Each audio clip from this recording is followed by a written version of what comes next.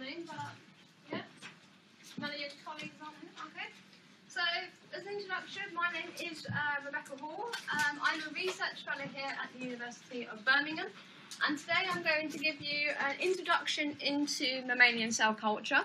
We are scheduled, the lecture is scheduled for 3 hours. So don't worry, I'm not going to stand here and talk to you constantly for 3 hours. The lecture will probably be about an hour, hour and a half. And during that time, I will pause, I'll ask you questions, and I'll also give you a bit of a break to get up, wander around, and try to reactivate your brain. So I remember when I was a student, sat still for 3 hours was not the way that I wanted to learn. And then at the end of the lecture, there will be a chance to have a look around my tissue culture facility. It is only a small facility, so we'll have to do it in groups. But that's optional, you don't have to attend it. So if you've worked in cell culture before, you've probably been into a cell culture facility, and it probably won't be of that much interest to you, so you'll probably want to spend your time doing other things. But those of you who haven't been in a cell culture facility before, you're more than welcome to, at the end of the lecture, come and have a look around my facility. So before we start, can I just get a show of hands as to how many of you have actually had practical hands-on experience in mammalian cell culture? Okay, so a couple of you would have had hands-on experience, and so for you guys, this is going to be a refresher, and we'll be looking to you for some of the answers as we go through them. So, what do we mean? So, what we're going to talk about today? So, basically, you'll get a brief overview as to what cell culture is and some of the very basic applications, and actually, I would love to have you all in my lab and let you all have hands-on experience in actually doing some cell culture, but obviously I've only got 4 hoods and there's lots of you, so that's not going to work. So basically I'll show you a video of somebody doing cell culture and talk you through that. We'll then move on to some of the advanced cell culturing techniques, but I won't go too far into those because you'll have another lecture on cell manipulation, so transfection and microinjection and those kind of things. So I'll leave that for your follow-up lecture after this one. And then we'll go in and we'll talk about some of the applications of cell culture. So why do we need it? And as I say, at the end, if you want to, you can come and have a quick look around my own facility. So what do we mean by mammalian cell culture? What are we talking about here? And so this is basically a definition as to what we see what we're talking about. So basically, it's a process where we can grow and maintain cells outside of a living animal, and we do this by replicating as close as we can the environment to what is actually within the organ or tissue.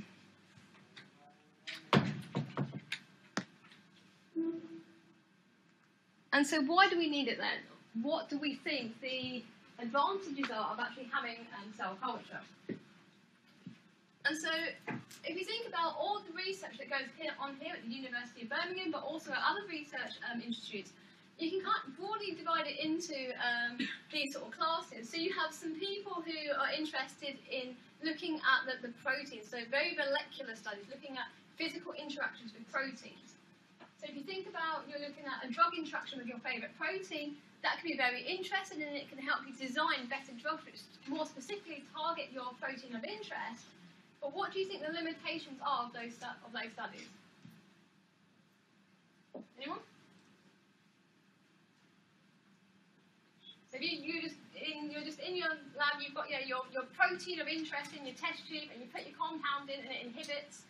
Do you think that's going to have a real clinical? You're not seeing the wider effects. You're not seeing the wider effects, yeah? That's right. So you've only got one target in your tube, you've only got your favourite enzyme of choice, and you've got your inhibitors, so that will work. But what you're not taking into account is things like, does it actually get into your cell? Okay, so you think about we're not just, a super proteins, we're actually lots of cells. Cells have membranes, and your drug of interest, for example, has to be able to get into your target cell and actually find your target protein. And so it may not be membrane permeable. And so if you move on to cell culture, that allows you to then actually look at that and actually look at that in more detail. So if you take your cell culture and you treat it with your inhibitor, do you get the same effect? And you're able to inhibit your target protein that you had here. So you're gradually, as we go along here, you're increasing your complexity and actually building it up to be more clinically relevant. Okay, so what is a limitation of cell culture? And what else are you not taking into account when you have the cell culture? What do you get by moving from the cell culture into, like, saying like a mouse model? Whole system approaches, exactly. So here you've got loads of cells going on, and so basically here, again, you're taking your 2D monolayer of your cells, put your inhibitor on, and you're seeing an effect. That's great. But what you don't know is anything else in that organism actually metabolizing that drug, breaking it down. So if you inject your mouse with your compound, if that compound gets broken down by something in like serum or secreted enzymes, then it's never going to reach its target. You'll never find that out with cell culture. You need to move to the animal system. And that will tell you again about, whether it's toxic as well, so does it accumulate in the kidneys? Does that then have toxic effects? Because obviously your idea here is you're trying to treat a patient, not cure them by giving them toxic compounds. But again, the mouse is still quite far away from the actual human setting. And so ultimately, everything needs to be tested in clinical trials, so using human subjects. But we hope, and what the big aim of science is to reduce, refine, and replace a lot of these systems so that we can get a lot better data and be much more competent with our studies by using more developed and sophisticated culturing systems.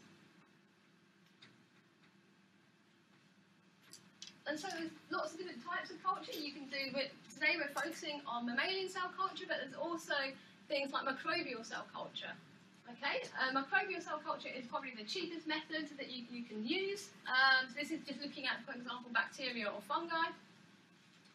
And all you need here is really basic equipment. You just need a bench to work on, Bunsen burner to keep everything sterile. Media can be easily autoclaved because it's quite robust. And there's very little personal protective equipment which is required to work with microbial cell culture. So this is by far the cheapest option for any lab scientist. However, cell culture is slightly different. You do require a specialised hood, so a laminar flow, and that's basically works by maintaining a negative air pressure, and so the environment inside this hood is sterile, and the negative pressure prevents anything from the outside from going in. And everything in the flow hood has to be sterilised before it goes in. And obviously these aren't routinely found in every laboratory, so if you want to set up your own tissue culture facility, you have to buy one of these flow hoods, and that they can be, depending as to your requirements, anywhere from £5,000 to £10,000 each. The media, because you're looking at more complex sort of media now, you can't just autoclave it, and that's because it contains a lot of proteins, and those proteins will be degraded upon autoclaving. So basically you have to filter sterilise everything, which is more expensive than basically just autoclaving it, which is basically a process where you heat at 121 degrees for 45 minutes at a high pressure. Here you actually have to filter sterilise the media, and it also has to be endotoxin free. Okay? So you don't want any endotoxin, because endotoxins will activate and induce programmed cell death in your cell culture. So your media is far more expensive as well, and you require, I say, a little bit more personal protective equipment, and that's because some of these cell lines can actually contain viruses, especially if you're working with primary cells, which we'll come on to in a second. What you'll find is that primary cells, you can be working with unscreened samples, so unscreened blood, for example, unscreened urine, and things like that, and so all of those will have, potentially could have diseases, so you need to have more personal protective equipment. However, tissue culture is still, although it's more expensive than the microbial cell culture, it is by far still cheaper than doing everything in the clinical setting.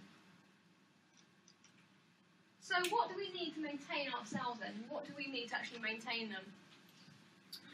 There's quite a few environments that you have to think about. These are the most basic ones and the ones that most people think about when they do their cell culture. So we've got nutritional requirements, pH, temperature, humidity, osmolarity, and pressure. And so we're just now spend a few minutes going through some of these processes and discussing them to make sure we understand what we're doing and why we're doing it. Okay, nutritional requirements then. So, we need a carbon source. Anyone know what the general carbon source is that we generally use? So you have to shout, I'm a bit deaf. What do we think was the main carbon source that goes into? Glucose, yep. So that's the most common carbon source. Most things will contain a small amount of glucose. You can get high and low glucose containing media, but you can also use other carbon sources which are non-fermentable and can be used as an alternative. Most culture media is supplemented with FBS, which is fetal bovine serum. Do you know why you put FBS into your media? Normally between 5 and 10%. Do you know what you're giving your cells there? Growth factors, yeah, iron growth factors. So micronutrients and most predominantly the growth factors that you require. Vitamins, obviously amino acids and salts for balance. And if you look at most tissue culture media, you'll find it's this lovely red colour. It isn't actually red. Does anyone know what the red is? Yeah. Colours of the pH. So it's called phenol red, and basically they put it in there so that it's a pH indicator. So if your media is at the right pH, which is slightly alkaline, so pH 7.4, then basically your media will be red. And if it goes acidic, so if you have like basically a bacterial contaminant or something in there, then it will become acidic, and then your media will actually turn yellow. If it goes alkaline, it goes purple. Okay, so it's artificially it's red. It's when you actually make it up yourself and you don't put the phenol red in, then it would just be clear. Does anyone know why you might not want to put phenol red in your media? If you have acid-loving bacteria, you don't need it. It won't affect it though. Is there any reason why you might not use phenol red? your bacteria.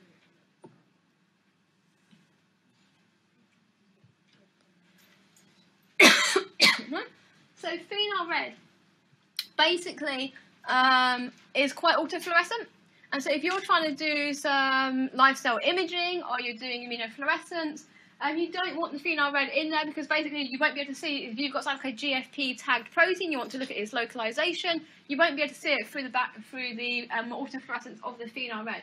So you can buy media which is out the phenol red, and that's what you use if you're going to go on to do fluorescence-based microscopy with your cell culture. So we've already talked about pH, and so we know that we need to maintain pH at body temp, physiological conditions, which is 7.4, so slightly alkaline.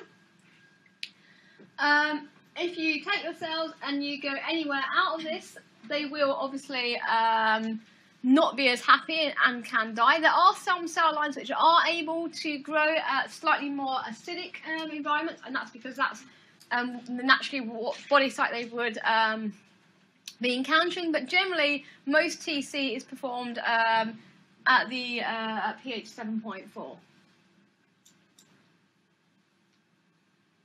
As we've said, we lose a lot of glucose for our main source of our carbon for the cells to grow.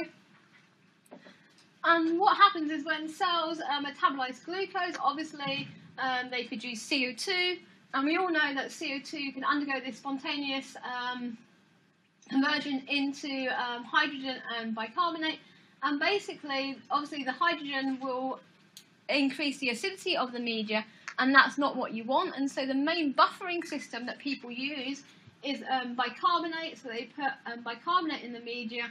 And basically what that does, in combination with an elevated environment of CO2, is it pushes this reaction this way, keeping the metabolically produced CO2 as CO2 and then preventing the media from becoming acidic, okay?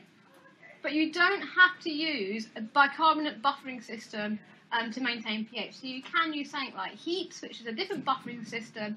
And if you use that, you don't need to grow your cells in the 5% CO2 environment because they don't require that CO2 to actually maintain the buffering system.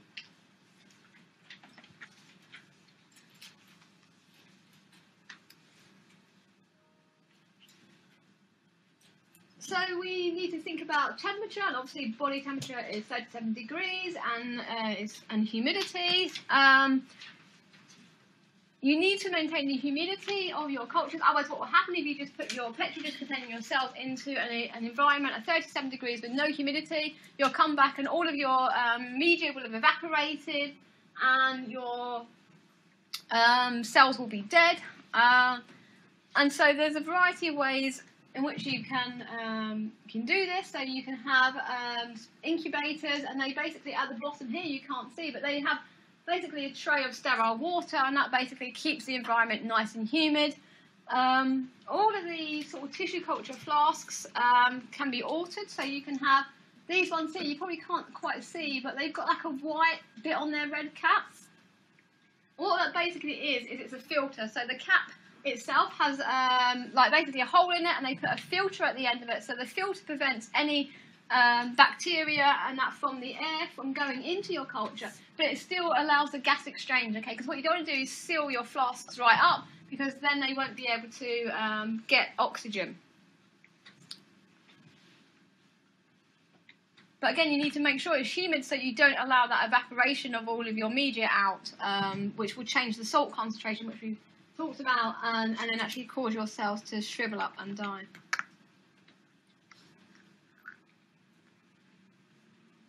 Looking at salt, of course, we need to take into the effect of osmosis. And so what we don't want to do is we don't want to grow our cells in an environment where we have too much or too low salt, because that will affect the movement of water. And so, as you all know back from your GCSE biology, that osmosis is the process of the movement of water from a low to a high salt concentration.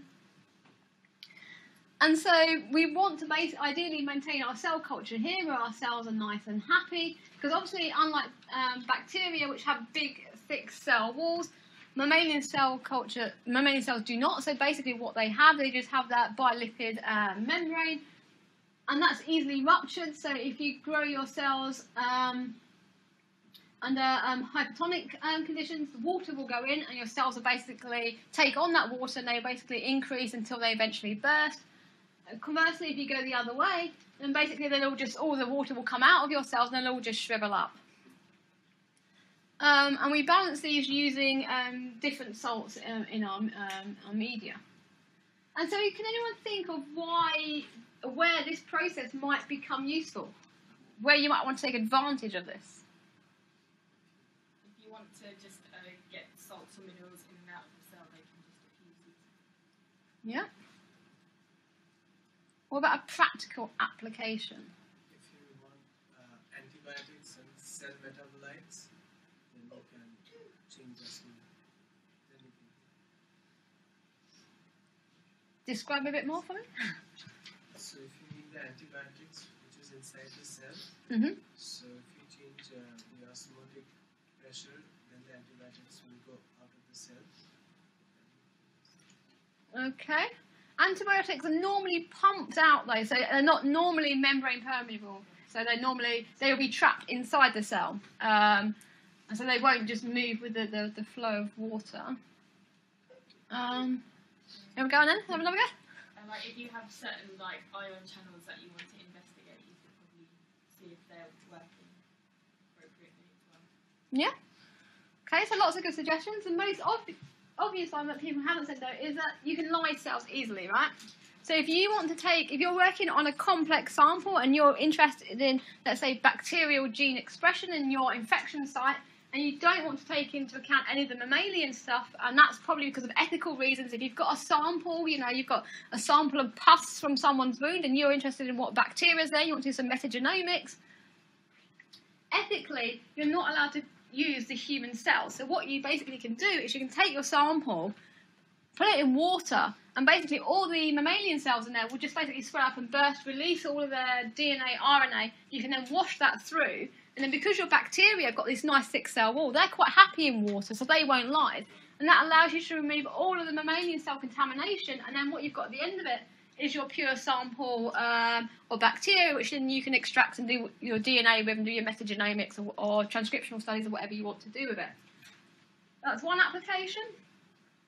In my lab, we use it quite a bit because we want to we're normally trying to isolate white blood cells from whole blood. And so we use this process to lyse red blood cells to get rid of those from contaminating our samples. So there's just a few ways in which you can actually utilise these different processes. And so types of cell culture, you can use primary cells, cell lines, and of course you can use explanted tissues. And so we just go through a couple of examples of these. So as I say, primary cell culture, this is what my lab does a lot of, because my group is interested in host pathogen interactions. We study how pathogenic fungi interact with the human host and how they cause infection. And of course, one way that we do that is to get things like monocytes, macrophages and neutrophils from healthy people, and then look at how they respond to different pathogens. So the way in which we do this is we take a blood sample from our healthy donor, and then we overlay that. So we have a tube here, so what we put is we put Ficol in the bottom, and that's basically like a sucrose gradient. We overlay our blood on top of that, and then we centrifuge this, and so basically it's density dependent centrifugation. And then so what we've got here then is you then come up with the cell separate. So here you've got the red blood cell pellet, then you've got the Ficol, which is basically just a sucrose gradient. Then we have a layer of lymphocytes and monocytes, which is what we're interested in, and then we have basically the plasma or serum at the top. And so if you actually look at a real example of that, that's how it looks. So here's your red blood cells, your gradient. There's the cells of interest that you want from the blood, and then this is just the serum. So this is cell-free kind of serum. And if you want to go into another layer of complexity, you can do a triple overlay. So basically what you then do is you have two layers of Ficol, so they're two different gradients, and then you spin again, and what you can do then is you get out another layer, which will be down here, and this will be your neutrophils.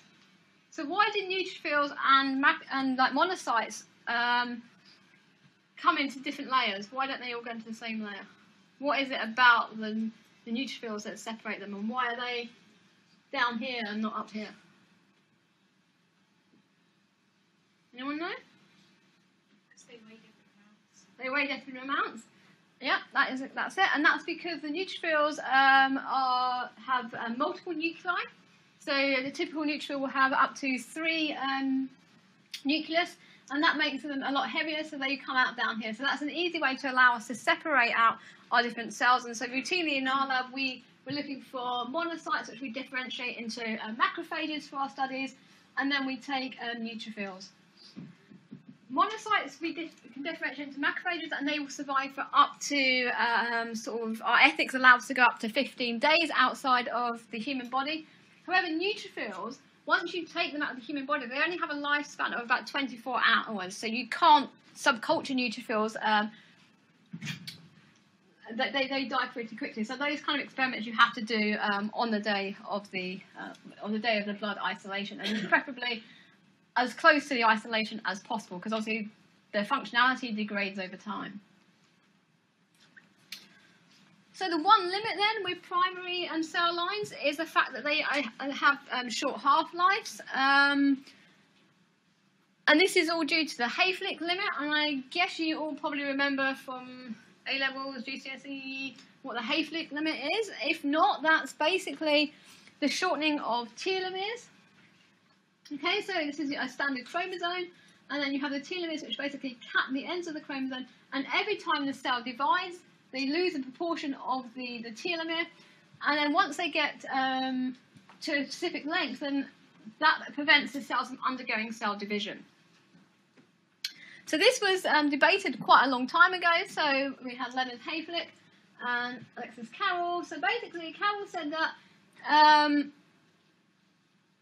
primary cells were immortal, and he based this on his study where he was doing when he'd extracted cells from a tissue and he was growing them, and he never saw any of them die. They all looked fine. But then what they found out later on, so they went back over it, is that he was using unfiltered serum as his nutrient for his supplementation, and basically that unfiltered serum had cells in it. So what he was actually doing was basically just keep replacing his cells. So they weren't the original cells that he put in there. They were basically cells which were coming from the serum. And it was Leonard Hayflick who went on to show that actually cells only will divide a finite number of times. So, for example, about 40 to 60 times in cell culture.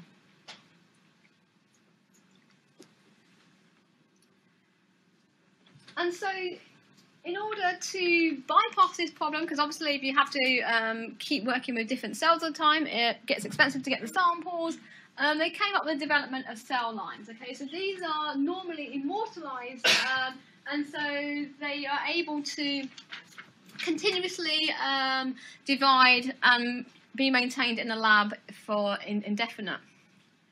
And so these can come from a variety of sources, so isolated from cancers. So you know basically that a cancer is a cell which has lost the ability to regulate its proliferation, so it's continuously proliferating. And there's a variety of different reasons as to why that can happen. They're not responding to environmental cues, they're not responding to growth factors, for example, and they just keep multiplying. And so you can basically just take a cancer cell and then culture that in vitro, and it will basically just keep dividing because it's lost that ability. You can generate them by random mutagenesis. You can introduce different viral genes. And you can also introduce different proteins into that cell to prevent them from undergoing this Hayflick limit. So, for example, you can block the activity of telomerase and things like that to actually get your cells to be more mortal.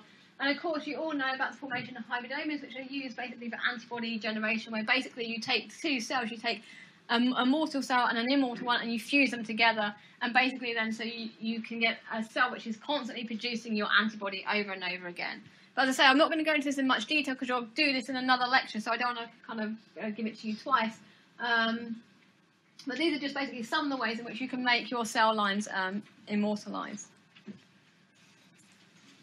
So there's two main types of these immortalised cell lines. You have adherent cells, so these are cells which basically will grow in a mono layer, and they're normally attached to sort of plastics, or they can be grown in suspension. And so basically you just have them culturing, and you have to have them shaken very gently to basically aerate them because they need to get some aeration.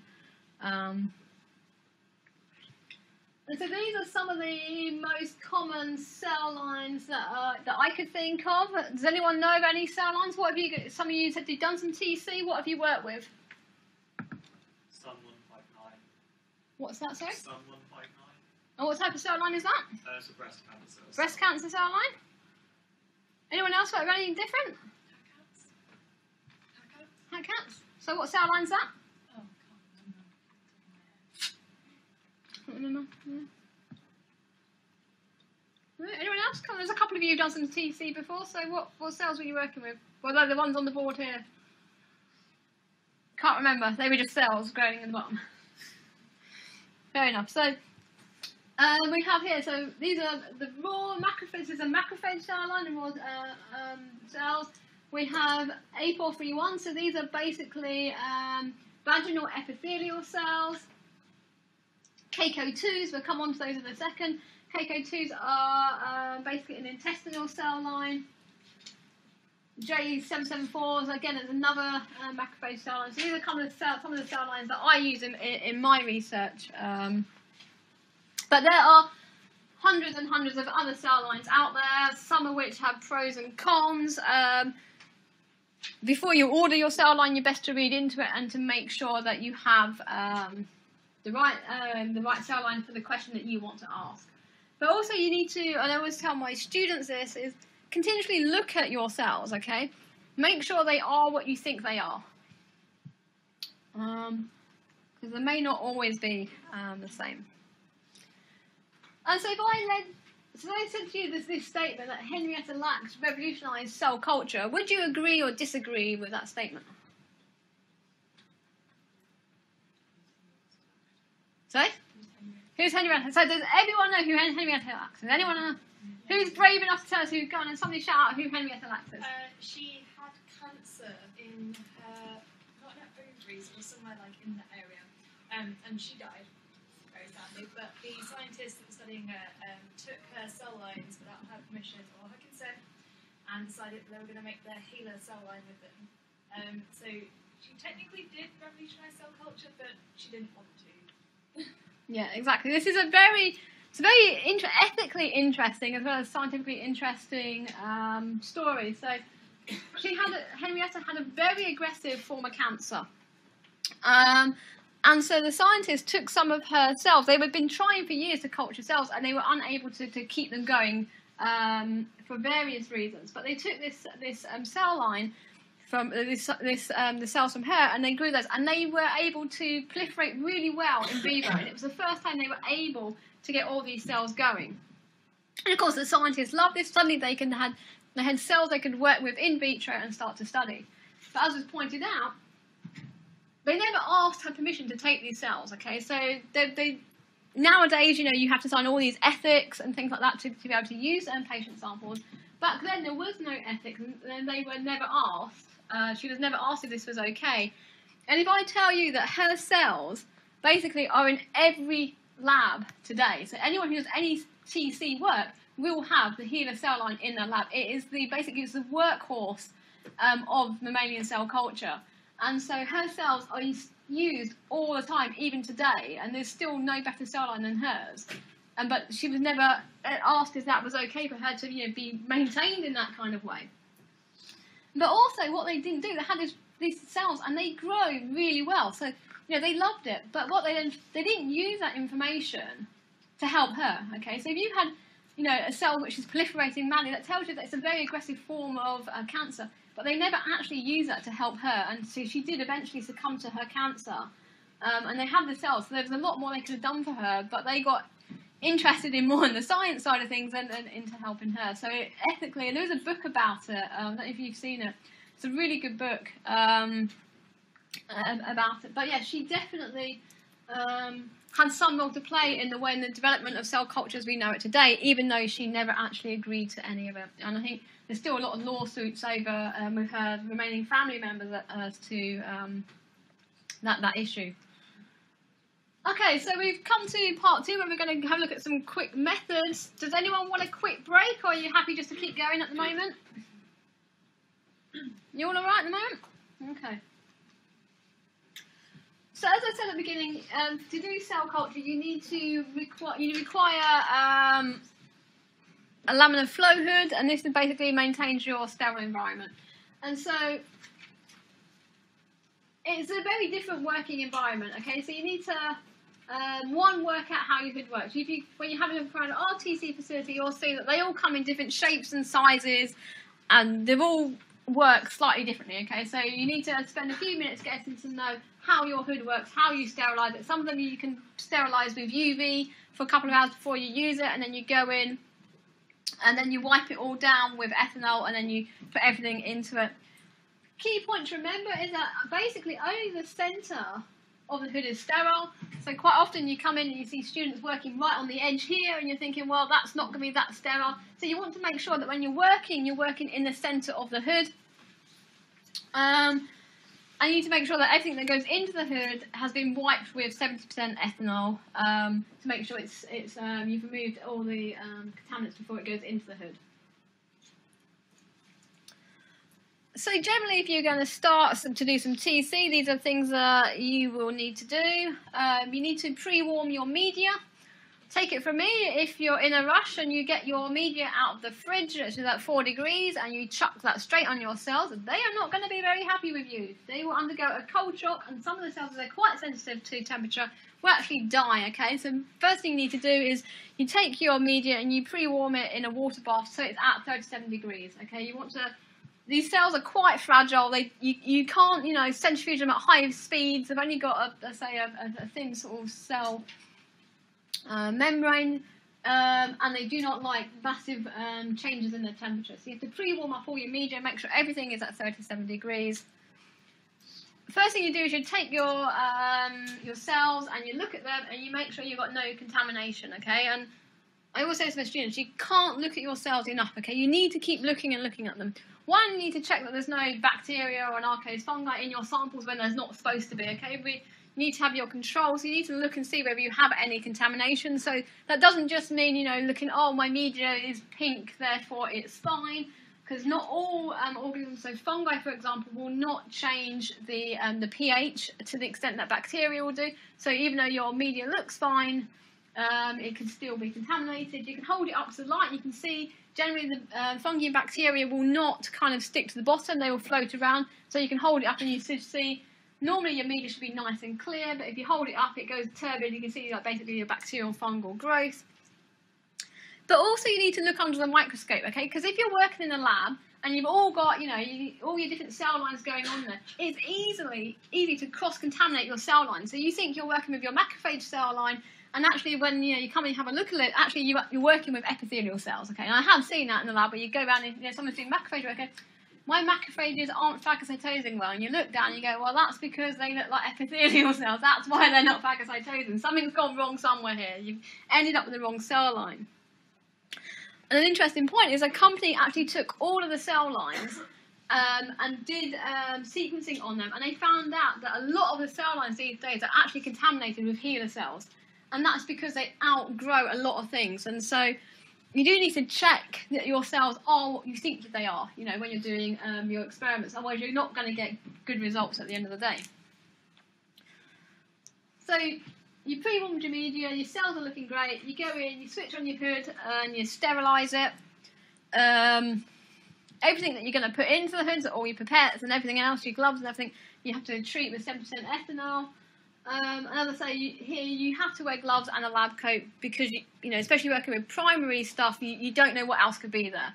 Okay, so you're working with human blood, for example, it's all unscreened blood samples, so you don't know what, you know, could potentially be there. So you protect yourself where you can. So the most basic thing you have to do is you have to split cells. So we know that cells do not like to kind of be overgrown. So normally you maintain them at around about 80% confluency. So that means that 80% of the space inside that flask is filled with cells, but there's still some room, okay? They're not, you know, not every cell is touched, it's not all crammed. And so what you would do is, depending on your cell line, so you, things like macrophages, you can literally just use a cell scraper. So that's basically, it's like a car windscreen wiper. So basically a little piece of rubber, and it basically just scrapes all the cells gently off of the surface and into solution. If you're using things like epithelial cells and that, you can't do cell scraping. Anyone know why you can't do that?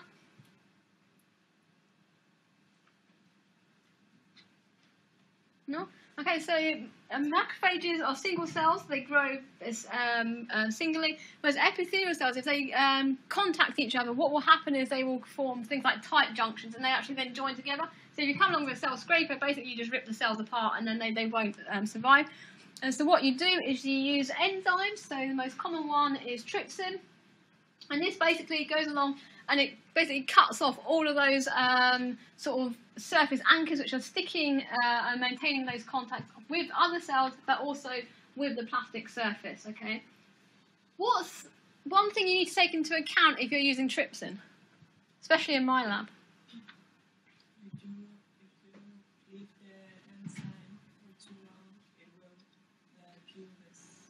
Yeah, that's definitely it. There's a finite time, so it's normally only about sort of maximum is about 5 sort of minutes that you normally leave the trypsin on. Otherwise, it will basically degrade your cells.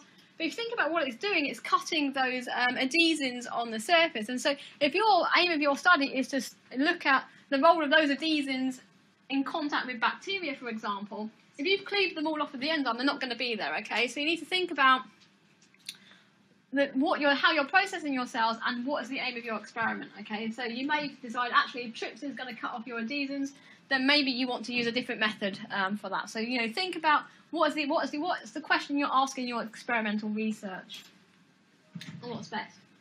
And so basically you take the cells, and here we've got a nice petri dish here, it's 80% complement, and then you get the cells off of that, get them into suspension, and then you do what's called as passage or splitting. You basically put them into new culture dishes. And then how you split them depends on their growth rate, okay? So this slide here is based on my J774 macrophage cell line, which basically double every 24 hours. And so, you put them in here. If I do a 1 in 2, so if I take half of these cells and put them in a new culture dish, in 24 hours, this will be at 80% complemency, the same as that. Whereas I do it in 1 in 4 splits, I take a quarter of these cells and put them in here. Roughly in 48 hours, my cells will be complement, and if I do a 1 in 10 split, then it'll take roughly 72 hours before my cells reach complemency. And when you do an experiment, normally what you're doing is you're taking cells which have grown, and so these will be complement, and that's what you then take for your experiments. All cells also age, same as us, and so this can be quite important for your experiments, and so it's important to track how old your cells are, and they do this by counting the number of passages, so how many times you've undergone that process of cell splitting, okay? So your cells come from, normally they're stored cryopreserved in something like a mixture of serum and 10% DMSO, and so the DMSO is there to prevent the formation of ice crystals. If you don't have the DMSO there, basically, and you just freeze your cells down in normal media, what will happen is when you get them out, they'll all just lie because of the ice crystals. So you use DMSO, but DMSO is toxic to cells, so you need to work quickly at this stage because the DMSO will also kill them. So it's kind of a bit of a no-win situation. You need the DMSO there to keep them, so you can actually freeze them and defrost them. But if you leave your cells with DMSO for too long, they will also die. So when you take them out of the liquid nitrogen store or the -80, depending as to where you're storing your cells, you then have to quickly defrost it. So unlike bacteria, they tell you to let it gently defrost on ice. If you're working with competent E. coli, for example, you're always told put it on ice and let it really gently defrost. You do not do that with mammalian cells; they will be dead by the time that it's defrosted. What you do is you take your tube and you stick it in a 37-degree water bath and you defrost it really quickly. And then the first thing you do is you then add a lot of sterile media to that to dilute out that DMSO, okay? Because 10% DMSO is really toxic, and you want to get that down to about 0.1% DMSO as quickly as you can so that it's less toxic to your cells. And then what you do is you then culture them, and so every time you split the cells, you call that a passage, okay? So first one you get them out, you stick them in there as passage 1 or P1, then you split them, and then the cells that grow up are then P2, and so on and so forth. So this is basically recording the age of the cells. So generally, for all the experiments we do in our group, we use cells between passages 5 and 15. Why do we not use them at passage 1?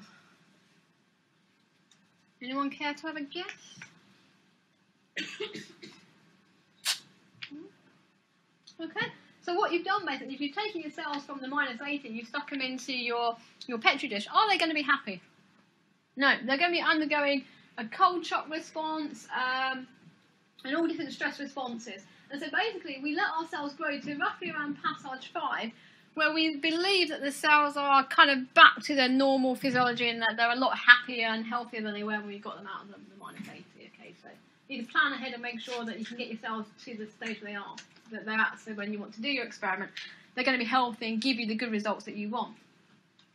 For our work, we're doing a lot, as I say, a lot of macrophage work, and so of course they undergo a lot of phagocytosis that uses a lot of cell membranes. And what you can do, if you look at your macrophages, you can see at the time they get to about passage 15, they're looking a bit old and tired. They're starting, you get a lot of membrane bleeding going on, and the cells aren't looking happy. So again, if your cells aren't looking happy, you're not going to get great results, okay? And that's what you want to do, right? You want your great results for your paper or your thesis. And so basically, once they get to about passage 15, we basically discard them and start the whole process again. Now, epithelial cells you can maintain for a bit longer. Because again, they're not doing this phagocytosis, they're not constantly recycling their cell membranes, so that you can use them for a bit longer. So again, it's getting to know your cell line and constantly having to look at them and check. If your cells don't look right, don't use them because you're not going to get the results that you want, okay? So you've got to have a bit of sort of scientific judgment here. If you're looking at your cells and they're not looking great, they haven't grown well, they're looking a bit funny, they're going to give you funny results, basically, okay? So it's probably best to abandon that experiment and get everything out fresh again than it is to, do a long day in the lab only to get useless data at the end of it. And also when you do your experiments, okay, so you don't always go for, I'm going to set up 3 repeats with my P7 cells and that's it, done, okay? You need to take into account some biological variations. So we always make sure that when we do our cells that, we're using them, at passage, so, different kind of passage numbers. And also sometimes even go back to different stocks and get cells out to make sure that what we're seeing is not just due to that one's kind of passage of cells.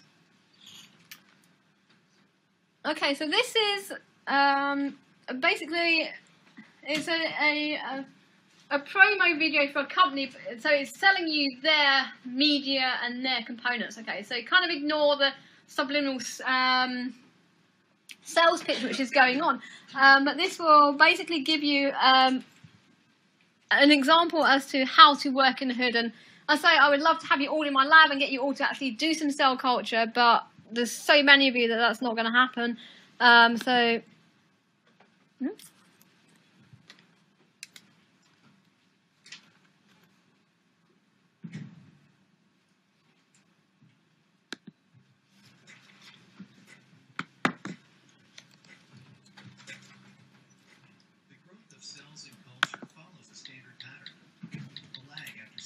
Is followed by a period of exponential growth called the log phase. Cells should be passaged when they cover the plate, where the cell density exceeds the capacity of the medium. Maintaining log phase growth will maximize the number of healthy cells for your experiment. Before retrieving your flasks from the incubator, sterilize the hood and have all required supplies at hand.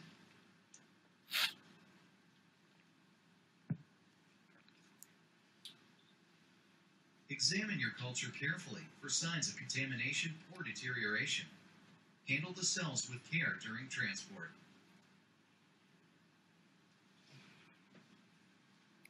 For adherent cells, remove the spent medium from the flask using a sterile pipette.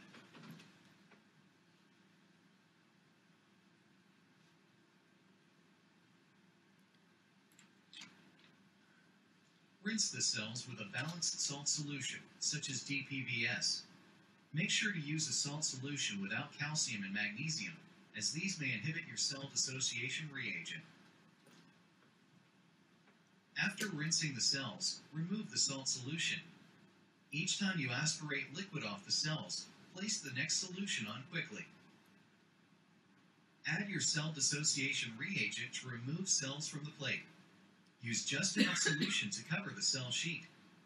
Consider using a gentle cell dissociation reagent, such as triple express, to avoid damaging your cells during dissociation. Make sure that the solution completely covers the cells. You may want to tap gently on the plate to help the cells detach.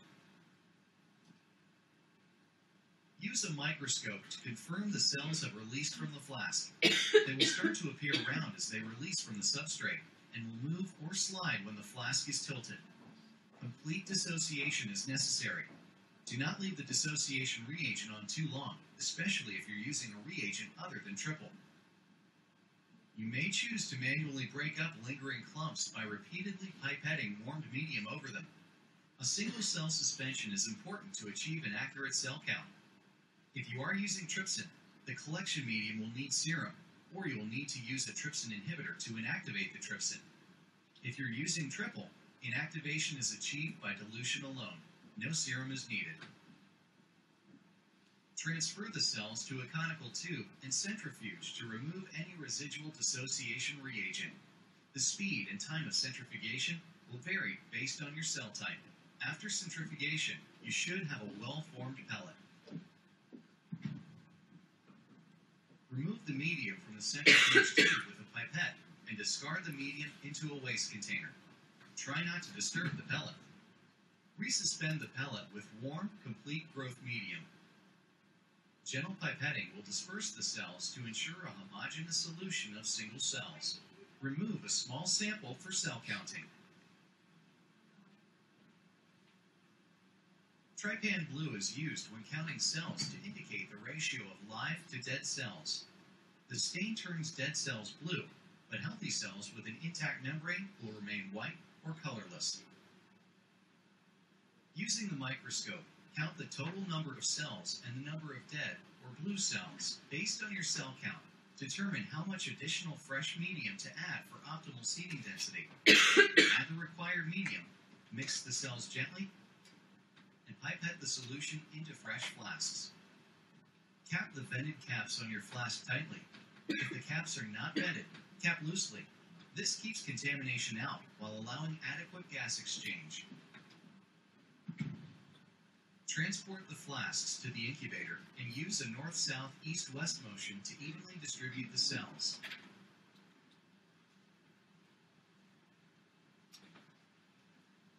When passaging suspension cells, you'll begin by removing a small sample from the cell culture flask for counting.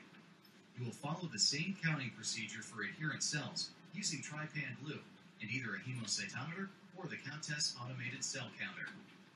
Based on your cell count, add additional fresh medium to the flasks. Stay within the minimum and maximum volumes. This is important to maintain optimal air exchange and shaking flow. You may need to split the culture into multiple flasks. Cap the flasks appropriately depending upon whether they are vented or not, and return them to the incubator. Every 3 weeks, gently spin the cells. Remove the medium and replace with completely new medium. This eliminates cell debris and metabolic waste.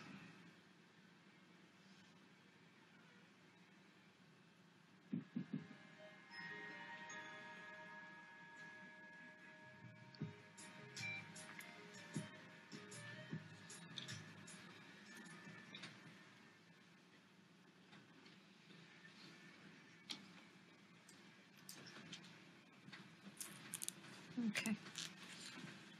So, key things in that movie is basically you need to make sure when you're working with your cell culture that when you're handling your pipette and your thing that you're not touching the pipette on the outside of any of the bottles. Okay, so only inside of the bottles is generally considered to be sterile. And so what you'll find is if you've never worked in a TC hood before, you haven't got that much lab experience, the first time you go into the lab, you'll be a little bit shaky and the pipettes are obviously quite big and you'll be touching everything and everything will get contaminated. Don't worry about it. That happens to everyone on the first time they go into the lab.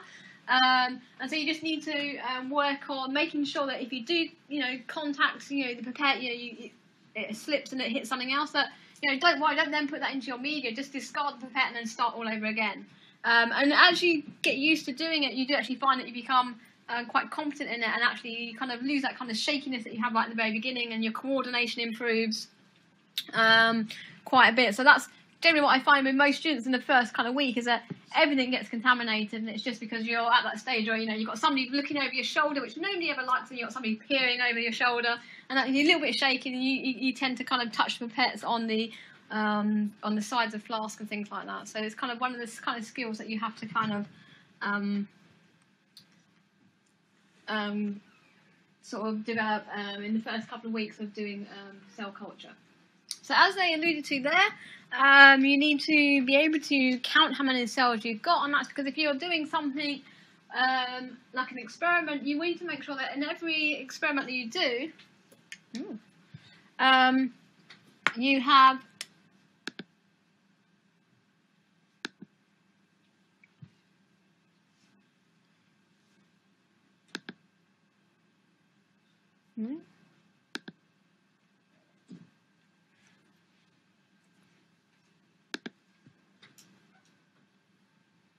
Thank you.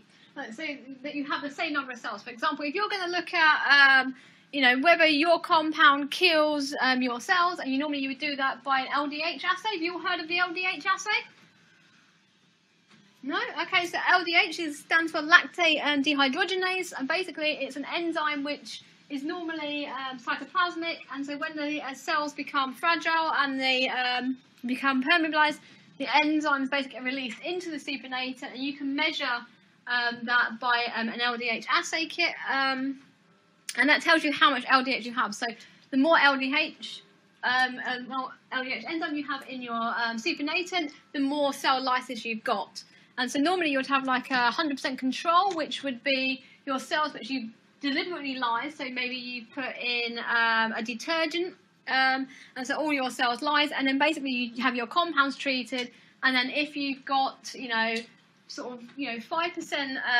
of the control, that's considered okay. If you're getting up to like the 20%, then it's considered that your compound is having a toxic effect. So basically, the LDH assay is what's commonly used to test whether some of the compounds that you're using are toxic. But of course, that's all going to be dependent on how many cells you've got in there, okay? And so you need to put in the same number of cells into your assay so that you can do that relative comparison between your 100% cell lysis control and your test subject. And so as I was saying, the way that we do this is we're just using a hemocytometer. So has everyone come across one of these before? Yeah, brilliant. Okay, so there are different brands and different sizes and things. So always make sure when you pick up your hemocytometer that it has still on it the markings that tells you what the volumes are. If it's all scratched up and it's that old, you're not going to know what they are. And they do vary, and that's always make sure you've got one which tells you what actually the volume is inside this chamber. So on this hemocytometer, we've got 2 counting chambers, one here and one here, and that allows you to count 2 samples at the same time. And when you take that and look at it under the microscope, what you see is this cell counting grid, okay? So if you were looking at small cells, so for example, I want to count my fungi that I'm going to put in with my cells, then basically I would count these very small squares in the centre here. But if you're working with mammalian cells, which are a lot larger, then you use these big outer squares here. And the way in which you do your cell counting is, so this is your example, so these blue dots here are supposed to be your cells, and this is your grid, which is just a blown up version of one of these squares here. You count all the cells which are within the grid, but you don't count the cells which are more than 50% over the outside line of the very outer big square, okay? So that these cells here you wouldn't count because they're more than 50% over the line, whereas these cells you would count because they're less than 50% over that line. And then depending on the chamber that you have, it will tell you what actually the volume is inside on this grid here. And then you can work out, basically, by the number of cells that you counted divided by the volume, actually how many cells you have per mil.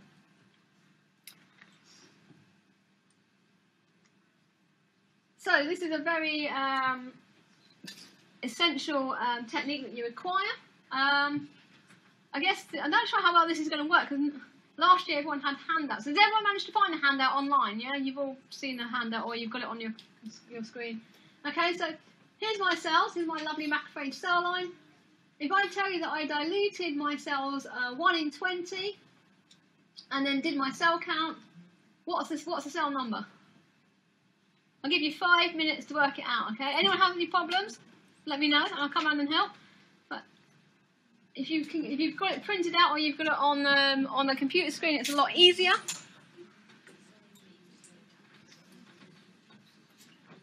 So what you need to do is count the cells as we just described.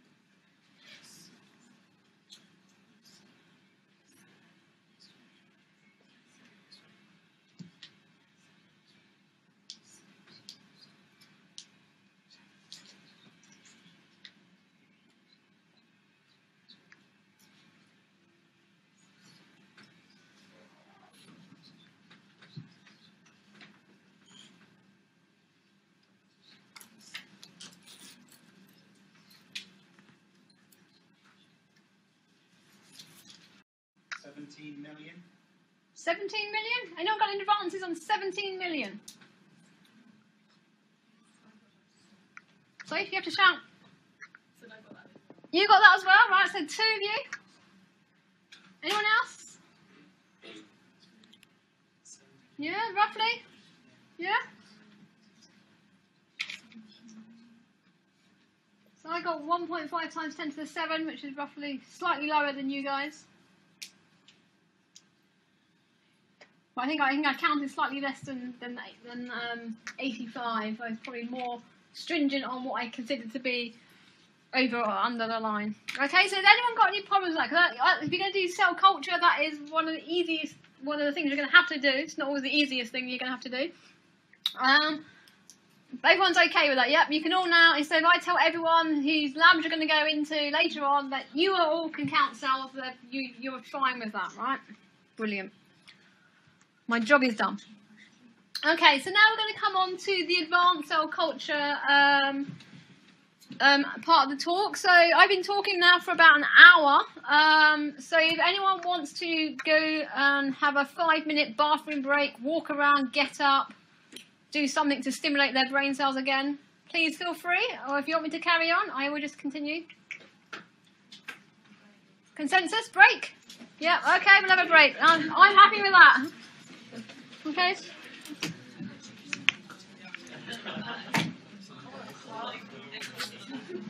Doctor, how to calculate that number? I'm failing. Are you confused? Okay. Teach me again. Yeah, so basically what you have, I haven't got any paper with me. Give that. Okay. So basically what you have, okay, so you'll have your cells here, okay, and so you're going to count the grids. So on this example here, you basically count all of the blue here, okay, and you'll count all of those cells, and that will give you the number of cells that you counted, okay. So what you had to do was here you sit in and count all these cells. Normally it works better if you printed that handout, but you count all of these cells here. Okay, and so people were saying they were getting roughly like 85. I think when I counted just now, I got around about 73, something like that. Okay, and so what you would then do is you'd put that number here. So whatever number you counted, okay, you'd put that there. And then you would divide that by the volume per mil. Thank you. And so from this, so it tells you on the actual chamber itself what the dimensions are, okay? So that's why you need to make sure that when you have a look at the counter, you can actually work out what the dimensions are. And so this one tells me that in this square that I've got this amount of volume, okay? In this one square. So that I can then do the number of cells I counted divided by that volume will tell me how much I've got per mil. Yeah? This is the milliliters. Divided this number, and this number is put on the it tells you roughly what each square is, so you need to work it out. So it's here. So basically this is me working it out. So it tells me that this one square here is 0.0001 mils of liquid, okay? And I know that I counted, for example, 80 cells. So it's 80 divided by 0.0001, okay? And that will give you how many cells you have per mil. But what I did on this one is I told you that I had to dilute my cells 1 in 20, okay? So that means that number you have to times by 20 to get to the original cell concentration. And this number, and this number is equal to the. So it's on that one. So. Yes. This number is equal to the 0.100 million. So this number here is cells per mil. So if I took 1 mil of cells out of that sample, I would have this number of cells in it. Okay. So yeah. So basically, you need to get that number. You need to know how much liquid this one square holds. Okay. So this is what this number tells you, and that's quite standard. I would say most hemocytometers. That is the right formula for most of them. There are some which are different, but it will tell you on there. But that's the most standard one is this. So this one square holds that much liquid. Okay, so you would do number of cells in here is 80, so it's 80 divided by this, then times by the 20 because I had to dilute my cells to be able to count them. And how do you count this number from the figure? So it tells me, it says on here, it says that one big square here is 0.1, so you can see here is 0.1, okay? times that, which gives me that. And it tells me what the depth is. So this is telling me, so that you have to use a particular glass slide that goes on the top, and so that you don't just use any glass slide, you have to use the right weighted one so that you get the right volume. So that tells me that the depth of that is also 0.1. So it's that times that gives me the answer. Okay? So this is volume, okay? So you've got, because you want to think about it, it's not flat, yeah? So you've got like a gap. So you've got a volume, not a flat surface. So you, it's why it's in centimetres cubed, right? 1毫升的比例。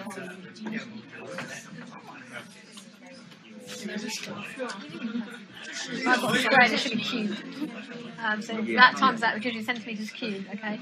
Which gives you this amount. If you were to spread it out so there was no volume.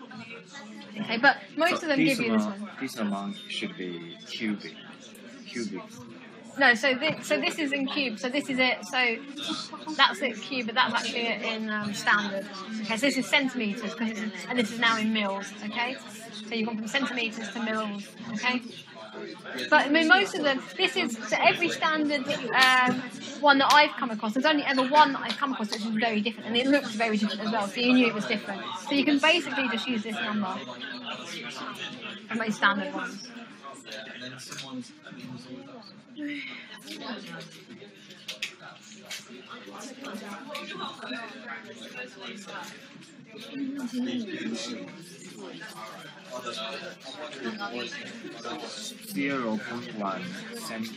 centimeter is equal to 0.1 millimeter. Yeah. Okay. And how to count these points? So literally, I just count in my head, so it's like 1, 2, 3, 4, 5, 6, 7, 8, 9, 10, 11, 12, 13, 14, 15, 16. If you've got a lot of cells, then the reason the squares of it is so that you count, so you go nothing in that one, so 2, 3, 4, you don't count that one, 5, 6, 7, 8, 9, 10, 11, 12, 13, 14, 15, 16, 17. So it's 17 for that one, divided by this number. Can I use this fungal cell? So not for mammalian cells you can't. So if I was to enlarge this one up, it's the same volume as this square, but it's divided up even further. And so basically your cells are quite big. And so the idea is that you use these grid lines to help you get a more accurate cell count. So if you use the smaller ones, then all your cells overlap with the lines and it's quite hard to see them. So generally, although this is the same volume as one of these squares, yeah, you can imagine that's all you're counting is that. So you can see in this one, so if I was only going to count this, I'd only count one square, one cell. And of course that's never accurate to count one cell. So you can count this whole big square here, because that's the same volume as that, but you don't just count one of those, because obviously the cells are so much bigger that you'd only get 1 or 2 per square anyway. This square is one of square these. So this 4x4 grid is this 4x4 grid here, yeah? And so this square, this pink one here, is actually just one of these squares here. And then that is again divided up into more squares. It becomes a lot easier when you can actually physically see it down the microscope and that. But because of the size of your cells, like yeah, if you only counted one of those, you'd only get one. You can see maximum you're going to get is like a couple of cells on there. And this figure is to represent the minimum square on this box. Sorry? This figure. Yeah. So this is one of these squares, okay? So then that's why you've got multiple ones.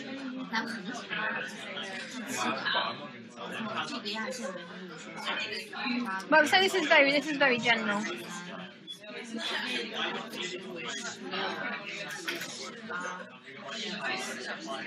And this point is half of point if I count it. No, so basically this is the 4 squares. So what you'll see is that these have double lines around them. You can't see it here, but so you would count all of these ones. It's only the ones on the outside of this 4x4 that you don't count. Okay, so you would count all of these because they're in that one big square. So you're counting all of these squares, and the smaller squares here are only there to help you guide which one you want to actually count. So it makes it easier. Because if you just got an empty square there, then you might miscount. So they're just guidelines basically to help you count. So you want to count everything in this square and nothing that's on the borderline of this big square. So 1, 2, 3, 4, 5, 6, 7, 8, 9, 10, Yep. 11, 12, Yep, you would count that one, yep. 13. You would count this one because it's not more than 50% outside, so you would count that, okay? So it's only like if it's more than 50%, like these ones here are more than 50% outside, so you wouldn't count them. There's roughly 17 cells that you would count. You wouldn't count these 4 on the outside. So these 3 points is... You wouldn't count that one. Because that's more than 50% out. Okay, so you wouldn't count that one either. You would count these 2, but not that one. Why? Because it's more than 50% over this line. Yeah, so this you only want to count in this one grid here. And this cell is more than... See, it's only very just inside the grid anyway.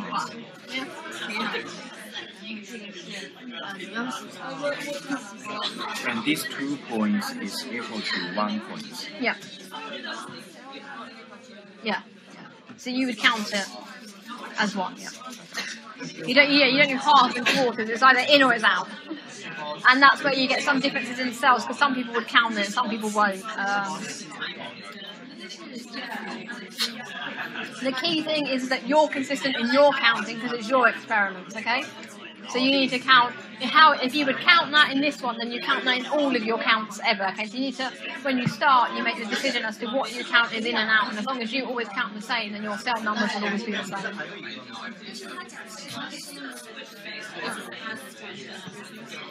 Okay.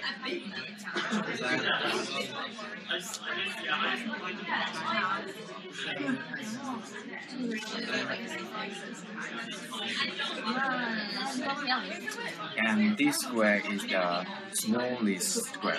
No, so this whole square is this whole square here, yeah? So this bit that's in blue is this bit here, yeah? And then one of these squares is like one of those squares there. Okay?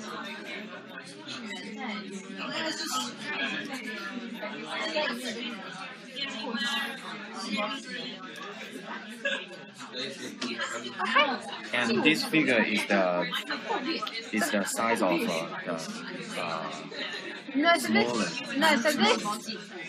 what this figure?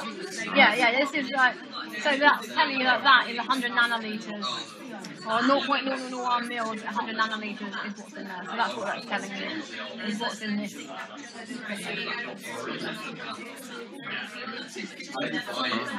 Okay?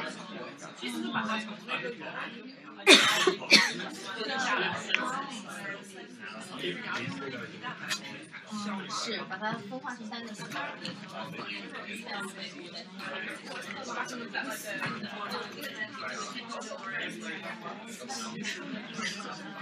因为它刚开始是找的一个，在地上做第3个地方，就得用那个蛋白原子包蛋，然后才能对，因为如果想成为4个，还要再培养，然后越做成3个再分散。Okay, people ready to move on?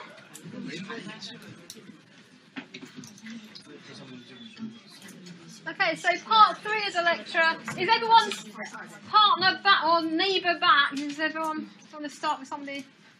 Yeah, most of you back, yeah? 90% of us have come back? Good. Okay, so we're going to move on now and look at more advanced sort of techniques. So far what we've been looking at is basically 2D or monolayers of cells growing in flasks.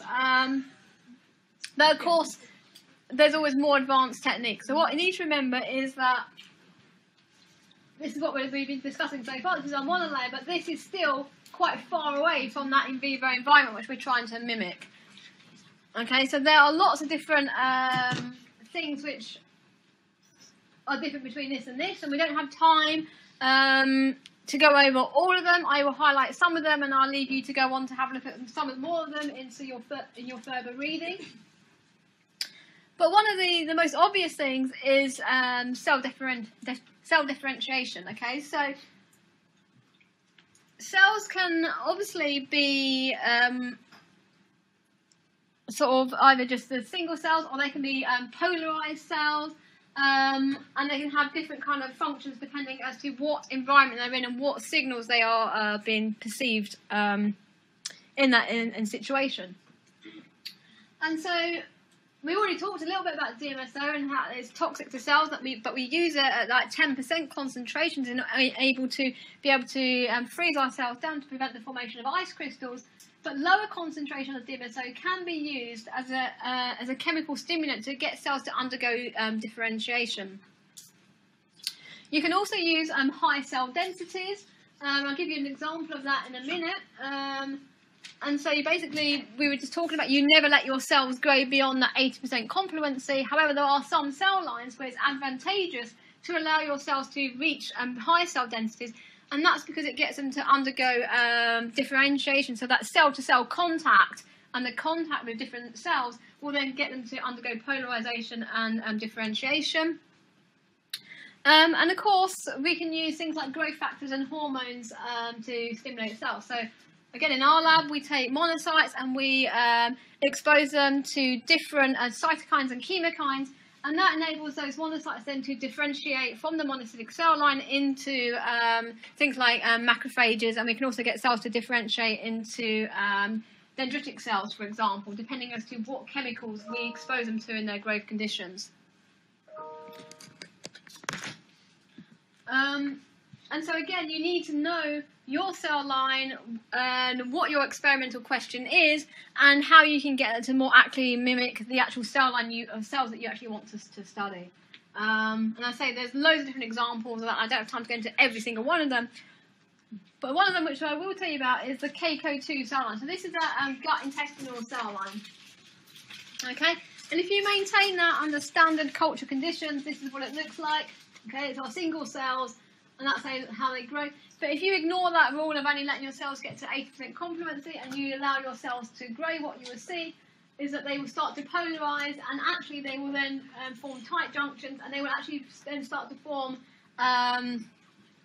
these microcilia that you will see, and actually then start to more resemble like gut cells and things like that. So this is simply just by not replacing media and not kind of splitting the cells. You just actually let them culture, and you kind of get that more kind of differential cell line. So of course this is going to give you a more accurate representation of what those cells, how they would behave in an in vivo environment, than looking at this monolayer you've got up here. Okay. So again, it's asking yourself what questions do you want to address in your research, and what you actually want to do. And so obviously the KCO cell line, because of this, has become quite a good cell line for studying gut bacteria and things like interaction with gut bacteria and things like that, for example. There are other ways in which you can get cells to differentiate. We're looking here now at 3D culture. So far all we've been looking at is, let's say, the monolayer, sort of 2D, growing on attached to plastic. However, we can get them to grow in 3D. One interesting method that I quite like is this magnetic levitation method. So basically what you do here is you take your cells and you transfect them with magnetic particles, and that then allows them to be attracted to a magnet. And so what you do, so you see here you've got basically, this is your petri dish, the pink stuff is your culture media, and on top of that you put a magnet. And the cells here have got magnetic particles in them, so when you put the magnet on, they actually come up towards the magnet. And so that's really important, because when you think about the human body and when you're looking at all these tissues aren't normally stuck to the bottom surrounded by a lot of liquid. Okay, that's not how the human body works. What you've got is you've got cells which are near a gas-liquid interface. Okay, so they're always in constant exposure with air, and by doing this, what you do is you can see that this blob here is actually a cluster of cells which are growing, and you can see that is now, it's not attached to the surface, it's actually at the gas and air interface. And so if we take these cells and we say, right, let's have a look at how they're mimicking the environment. So if we take the cells and grow them in a 2D or monolayer culture, and so here what you're looking at is the expression of a particular gene. So they've got a reporter in them, okay, so that's the red So we're looking at protein expression here, and you can see in this cell line, you've got hardly any of that protein being expressed. If you take the cells from from a tumour, for example, you can see that they've got loads of that protein being expressed. And if we take our magnetic levitation method, where we've grown our cells like this, you can see that this now, the protein profile is more similar to that from the tumour from the patient, suggesting that by simply raising the cells up and allowing them to grow, not in that 2D monoculture, but actually in a cluster of cells at a liquid to gas interface, that we're now more accurately representing what it would look like in that tumour cell line. Okay, so what we're inducing here is we're inducing cell-to-cell interactions, and we're promoting the cells to actually form sort of clusters rather than kind of just be flat on the surface. So again, something to think about when you're doing your culture is, what's your question? You know, how biologically relevant is a sample that you're looking at to what you actually want to look at?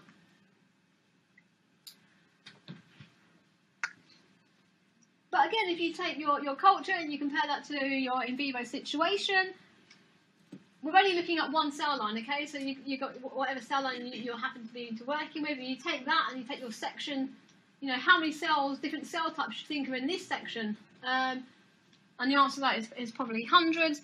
And so, again, if you're only looking at one single cell line, how accurate is that? Because you're not taking into account the connections and communication and signaling molecules which will be produced by other cells in that culture environment.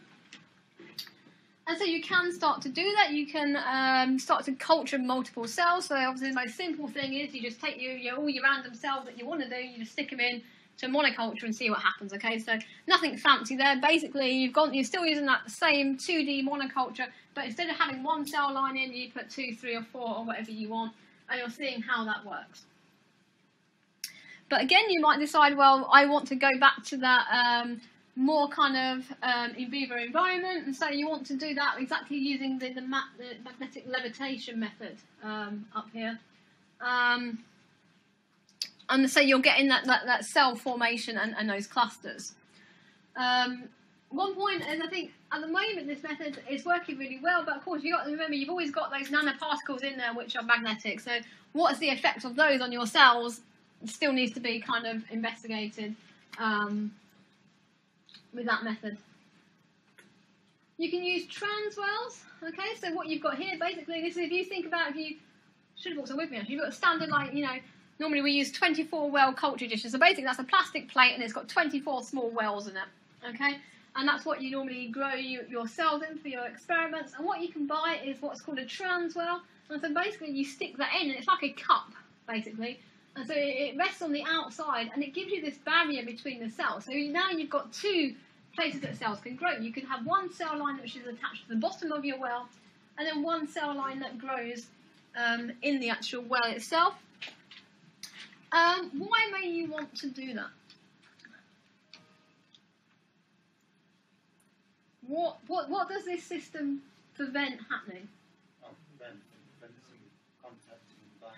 Yep, so it's preventing cell-to-cell contact, okay? So you've got the two cells culturing, they're sharing the same media, but they're not in direct contact, okay? But what you can have here is that this is not like a barrier. It can be like a permeable membrane. And so what that will allow is it will allow all your media and stuff which is in here, or your signaling molecules that these produce, to go through into the media and into the and to contact the other cells, so they can still get communication between the two, but you've lost that contact-dependent processes. So that could be interesting depending on the experimental setup and questions that you want to address. Or you can use things like cell-free matrices. So one we've used before is that called Matrigel, and that basically allows you to, if you think about the human body, it's not a 2D kind of thing, it's kind of 3D, and basically you're providing a scaffold for cells to grow. You can use it to grow all different shapes, or you can use it as an actual barrier between two different cell lines. So there's a variety of different methods that you can do to kind of culture those cells together, or to have them together but not actually in contact. So for example, if you have this here, and depending on what your matrix is that you put here, you may or you may not get signaling between those two things. So you might have two cells present but no signaling, or you could, depending on, as I say, on what type of matrix that you've used as to whether you allow communication between them. And again, then that would all depend on your experimental setup and the question that you want to ask. One thing that's important for us is that we're doing all our experiments is that this is all well and good, but what we're looking at is cells which are basically growing on a flat surface, and they've got media on the top of them, but there's no flow. Okay, so if we think about, we're looking at white blood cells, red blood cells, that kind of thing. They're in the circulatory system, and of course that means that they undergo shear flow. And so if you think about it, so this is what a cell would normally be doing. Here you've got your vessel, and then you've got all your white blood cells coming through here. And of course, in our culture system, where we just got our cells on a petri dish or in a 24-well plate, we are nowhere near mimicking this environment. So what can we do to add that and to add more complexity to our experiments then? Well, they've recently developed something called microfluidics. And so this will allow you to study cells under shear flow. And so basically it's a really fancy 24-well plate. And it's connected to this box. And so this box is basically a lot of pericystic pumps. And these pump different things into the plate and provide that flow that you're seeing. And so you can set these to whatever, the measurement is called a dime. And so basically you can work out how much pressure is actually exerted by blood flow, and so you can think about, well, this is the blood flow I've got. If you've got a clot and that then bursts, what's the pressure of flow that is released? And you can measure all those things, and you can apply them to your settings so you can more accurately mimic what's going on. So this plate, and if you look at it, well, you've got, this would be your viewing channel here, and then you've got an inlet and an outlet, okay? And so what will happen if you look here, you've got your cells, so there's basically, you can see the little arch that between these two things, which go to your viewing chamber. And so your cells grow in the viewing chamber. This is your microscope, your objective in your microscope coming up like this. And basically you put your fresh media in here, and then you pass it across your cells, and it comes out here. Okay? And so that's, looking at it in more detail, that's kind of how it looks. This is the actual process. So this is where your cells are. You put your cells in this little chamber to see. You only get a small amount of room to kind of view your cells, but you can view lots of cells in that small space. And then you can flow whatever you want. So this allows you to apply shear flow, but it also allows you to change conditions, okay? So if you're thinking about, I want to know, what happens if suddenly, different media comes across, you can actually then change this to flow all different medias and things like that across your samples. And this is the most basic plate setup you can get, where you've just got 2 inlet and outlets. But you can have like up to 8 different things going across your cells, and you can do all kind of fancy things to mimic different environments that could come in and then could go out. So you can put things in and then dilute them out. There's all different kind of things you can do, and so that's come in and it's been very interesting. And so what do we use it for in our lab then? Well, we use it for looking at cells attaching. So what we've got here, these are neutrophils. Being flown across one of these flow cells, and what you can see is they undergo very similar processes to what we see in vivo. So you've got your neutrophils, and they come along and they kind of stick, and then they do that kind of that rolling motion that everyone describes in the textbooks, where they kind of contact, but they don't contact enough, and you get this kind of rolling motion. And then eventually they do stick down, and you can actually see that occurring here on this. So this is coated with polyl lysine to basically allow these cells to stick to it. And so then we can do that. So we can say, right, we've got our cells under flow here, going at the rate of blood flow. How do they stick? And can we mimic, if we change things, how they stick? We've got pathogens there. How does that affect? So if you were thinking about, you're looking at sort of platelets, or you're looking at how they repair.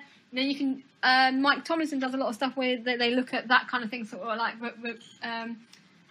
tissue repair and that as well, where you kind of get that rolling motion.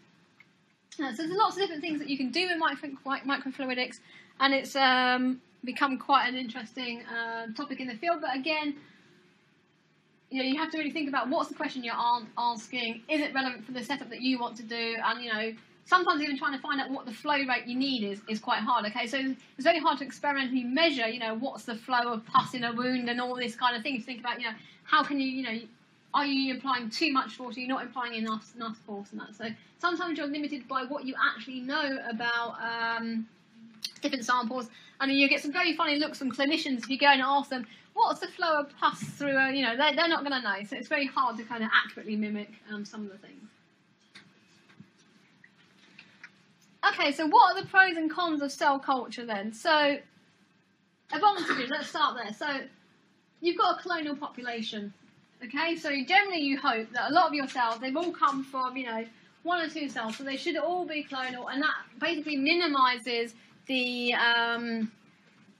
variation that you will get in your experiments. Okay, so each cell should behave as it wants.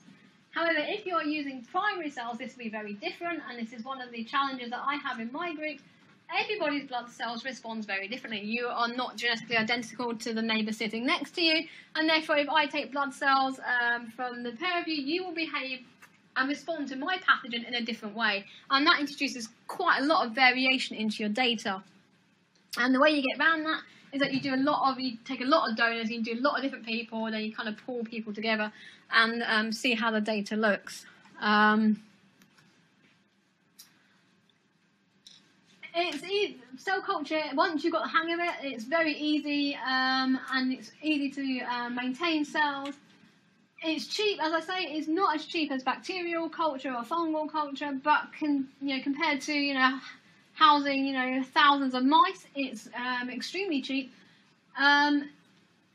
Cells are easy to manipulate, and as I say, you'll get a lecture on cell manipulation, I think next week on that, so I won't go into that, but you can manipulate them, you can express proteins in them, you can knock out proteins, so you can look at your favourite protein of interest, what happens if I overexpress it, what happens if I take it away, where's it localised, can I stick a GFP tag on it and look at cellular localisation, does that cellular localisation change if I, pass it through all my conditions, if I, change the environment, what happens to the expression of that protein and that. So you can do all those kind of things, and you'll hear about how to manipulate the cells and that later on.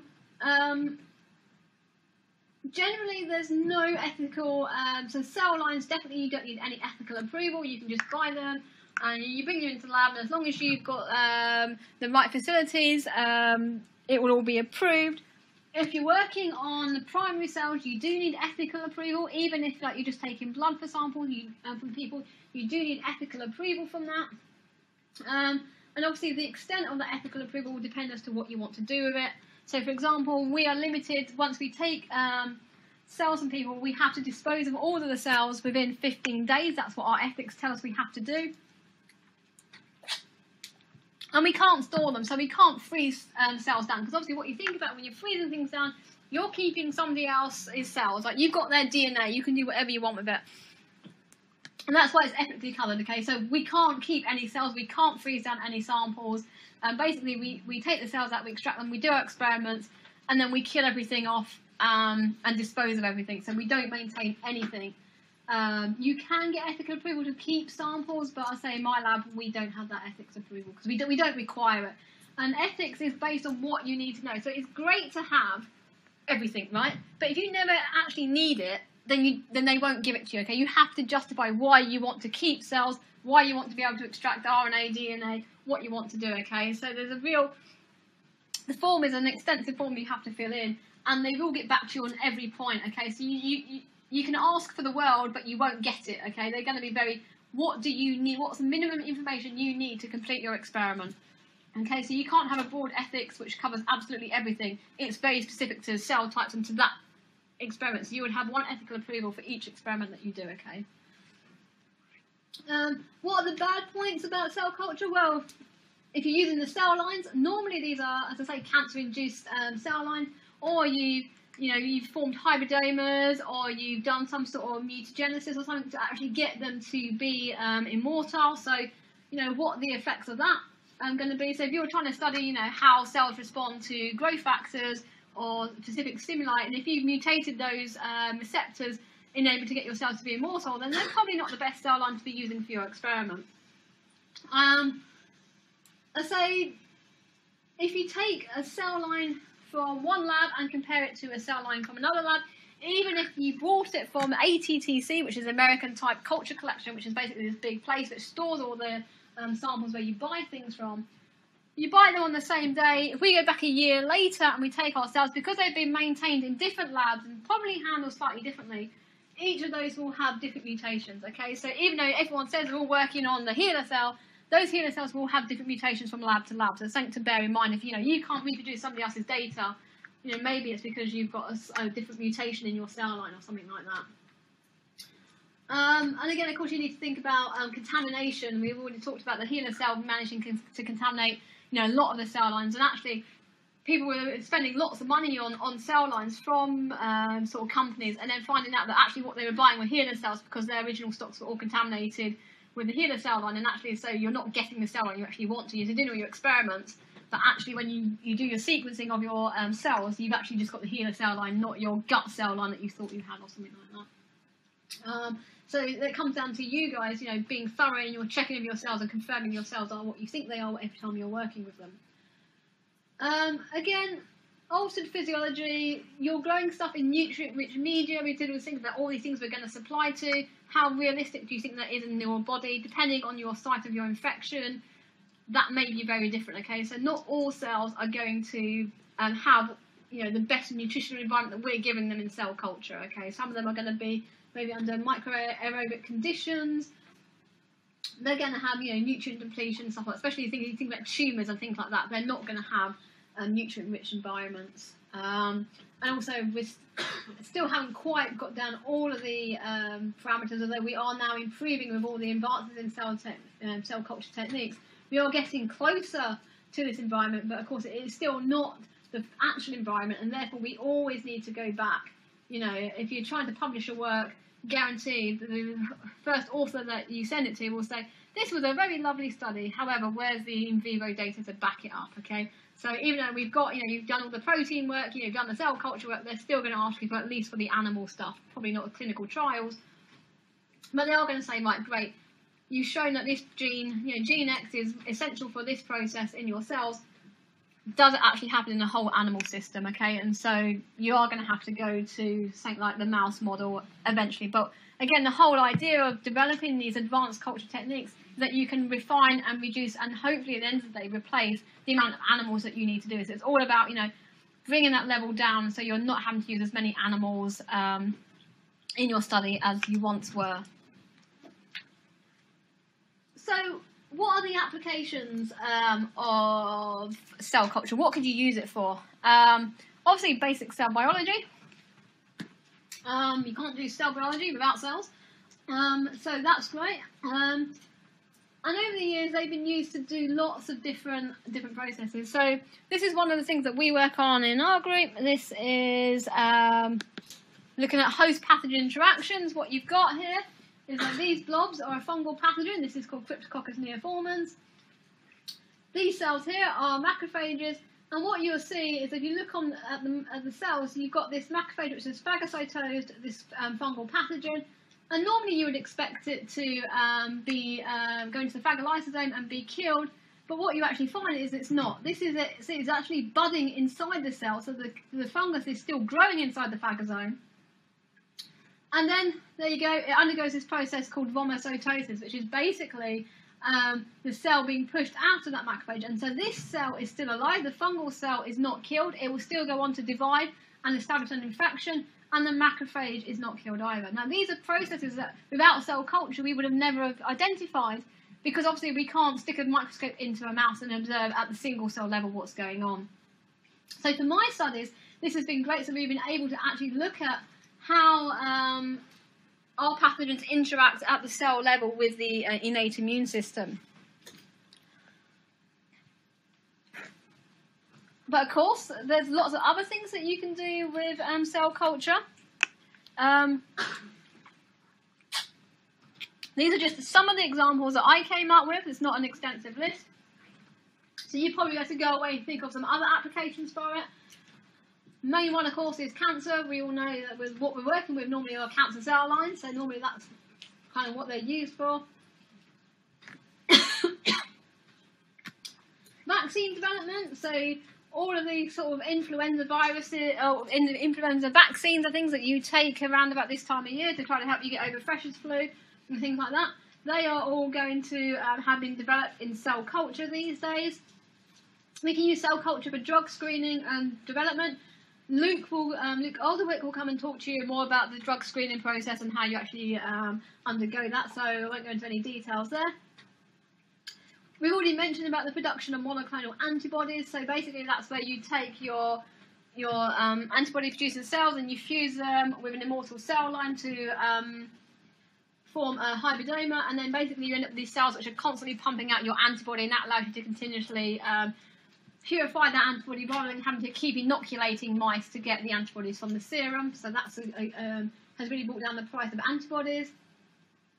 And of course you can use it for organ culture. So these days you can now grow. So this is basically a bladder that's been grown in cell culture, and so we can use them one to study the functions of these organs that we can grow, but also you can use them for transplantation. And I'm sure you're all aware of the amounts of transplantation lists, and if we can get those down and get more people transplants they need, then we can increase life expectancy.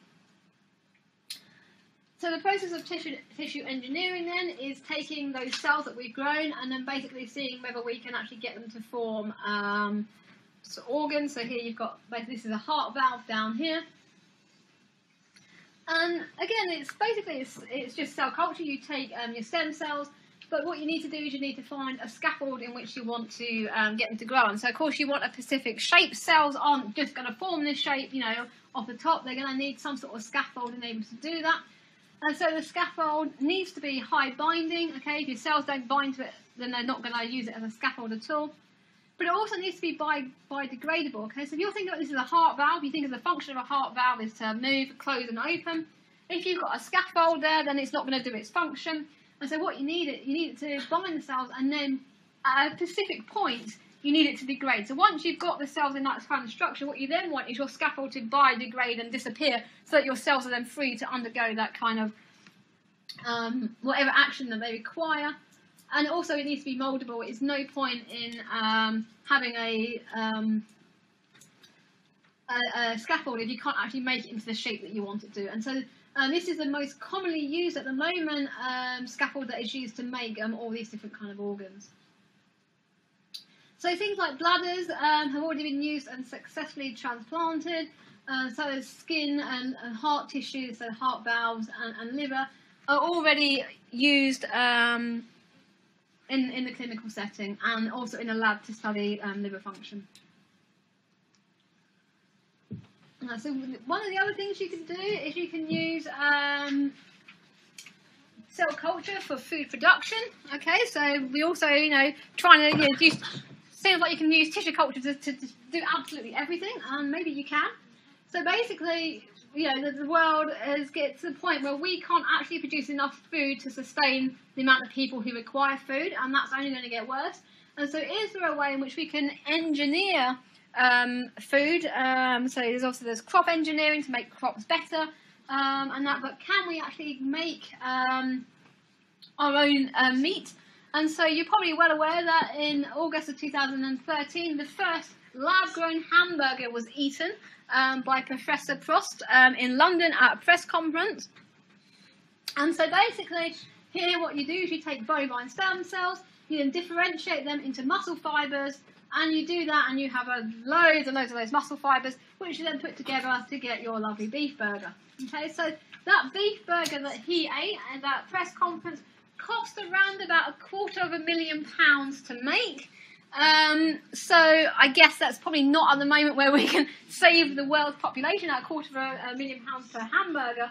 But since 2013, it's now come down to, it's only about between £7,000 to £10,000 to make a hamburger. And within the next 7 years, they reckon they will have it down to £10 per hamburger. Okay, so there is a lot of investment in this area where we can bring that down, and they reckon that in the next 7 years in the supermarkets you will be able to buy lab-grown hamburgers and meatballs and things like that. And so they've used things like obviously chicken stem cells, and you can get chicken breast. You use goldfish cells to grow fish fillets, and that's like they thought they were a long way off this production, but the amount of sort of research that's gone into this, so that they've now refined the tissue culture media, so they don't need to use quite as expensive components, and that is really dropping the price. And they reckon that soon they will be at a stage in the next 7 years where they can commercially produce meat in the lab, which I think is going to be quite exciting. Show of hands, how many of you would eat a lab-made burger? It's quite interesting. The back are fine, the front are a bit like that. Yeah, I mean, why not? I don't know. Personal preference, I guess. I don't think I would mind. So cell culture is used to, so just to summarise, and cell culture can be used to mimic what happens in vivo in an in vitro setting. It brings down the cost of the research and allows you to look at things at a single cell level. We are now developing far advanced techniques that allow you to bring that in vitro situation more closely to the in vivo situation as humanly possible. And there are several commercial applications for this, which is why it's continuously being developed. But I propose to you that think about, for you, the research question and what is the best model that you can use for your research. Okay, do you need to use the most complex techniques to get the answers out, or by overcomplicating things do you actually lose your message? So really do think about it, and please check all your cells and that you are working with what you're working with, because otherwise your results will be meaningless at the end of the day. Okay, so I'm roughly around about finished now. So you are more than welcome to head off an hour early. If anyone does want to have a tour of the tissue culture facility, if you've been around one before, it's not very exciting. Okay, so if you've done it all before, you probably don't need the tour. But if you would like to have a look, stick around.